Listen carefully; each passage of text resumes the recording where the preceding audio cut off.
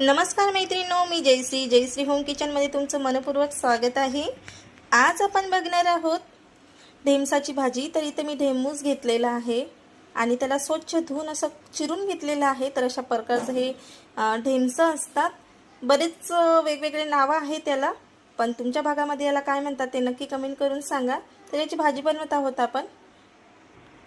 तर त्यासाठी आपल्याला काही साहित्य लागणार आहे। तर मी आलं लसूणची पेस्ट घेतलेली आहे, टोमॅटो एक बारीक चिरून घेतलेला आहे, मीडियम साईजचा कांदा आणि कोथिंबीर। तर बनवायला लगेच सुरुवात करणार आहोत। तर कढईमध्ये मी 2 चमचे तेल घातलेलं आहे। त्यानंतर यामध्ये आपल्याला थोडीशी घालायची आहे मोहरी। तर मोहरी घालूया।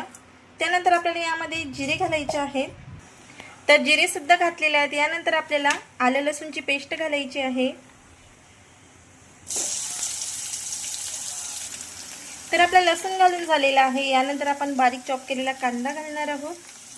कांदा सुद्धा आपला घालून झालेला आहे। याला गुलाबीसर रंगावर परतून घ्यायचा आहे।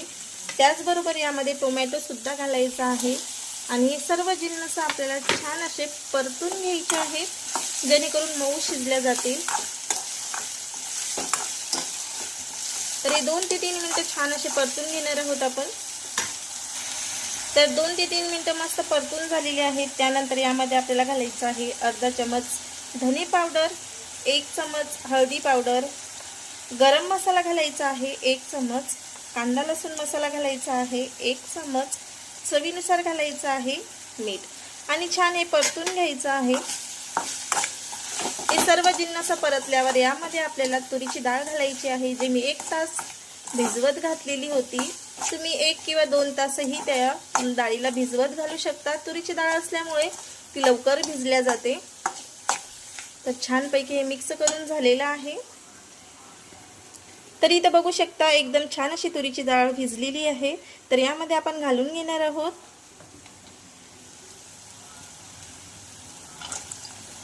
तर मी 1 वाटीभर तुरीची डाळ भिजवलेली आहे। तुमच्या आवडीनुसार कमी जास्त तुम्ही भिजवू शकता। मी पूर्ण फॅमिलीसाठी ही भाजी बनवत आहे। जर तुम्ही कमी लोकांसाठी बनवत असल्यास तर तुम्ही कमी डाळ भिजवत घाला आणि हे छान असं मिक्स करून घ्यायचं आहे। तर याला आपल्याला 1 ते 2 मिनिटं छान असं परतून घ्यायचं आहे डाळीला। तर मस्तपैकी 1 ते 2 मिनिटं छान हे फ्राय करून झालेलं आहे। तर अशा पद्धतीने तुम्ही तुरीची डाळ सुकी कांदा डाळ सुद्धा बनवू शकता। तर यामध्ये आपल्याला हे छान असे ढेमसं घालायचे आहेत, जे मी बारीक चिरून घेतलेले आहेत। तर ढेमसं घालून घेणार आहोत। तर ढेमसं घालून झालेली आहे, त्याला सुद्धा 1 मिनिट आपल्याला परतून घ्यायचं आहे, जेणेकरून छान हे मिक्स होईल। आणि यानंतर यामध्ये गरजेनुसार पाणी घालायचं आहे, जितपत आपल्याला पातळ घट्ट भाजी हवी तितपत। तर आपण यामध्ये पाणी घालणार आहोत आता।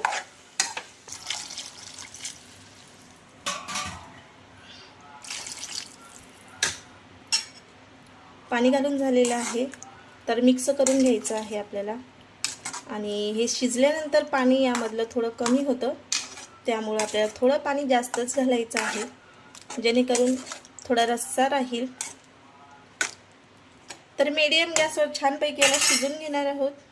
तर यामध्ये मिरची पावडर सुद्धा घालायची आहे, तर मी घालायची विसरले। तर 1 चमचा आपण मिरची पावडर घालणार आहोत। तर तिखट तुमच्या आवडीनुसार कमी जास्त करू शकता। तर ही छान फ्राय करूनच घालायची असते मिरची पावडर, पण सॉरी विसरल्यामुळे मी शेवटी घालत आहे। आणि छानपैकी ही शिजून घ्यायची आहे। तर मीडियम गॅसवर आपली 5 ते 7 मिनिटं छानपैकी अशी भाजी छान अशी शिजलेली आहे। तर एकूण आपल्याला 12 मिनिटं लागलेली आहे ही भाजी शिजवण्यासाठी। तर यावर आपल्याला आता कोथिंबीर घालायची आहे। तर मीडियम गॅसवर मी झाकण ठेवून ही भाजी मस्त शिजून घेतलेली आहे। तर शेवटी कोथिंबीर घालूया।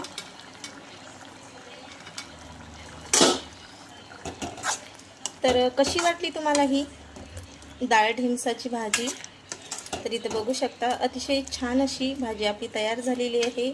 अतिशय सुरेख असा रंग सुद्धा आलेला आहे आणि चवीलाही तेवढीच अप्रतिम ही भाजी लागते। तर गरमागरम ही भाजी आपण सर्व करून घेणार आहोत। इथे बघू शकता तुम्ही।